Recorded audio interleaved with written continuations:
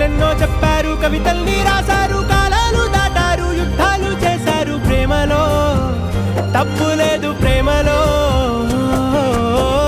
వేల వేల వెన్నెలంత మీద వాలి వెలుగునంత మోయమంటే నేను ఎంత రే.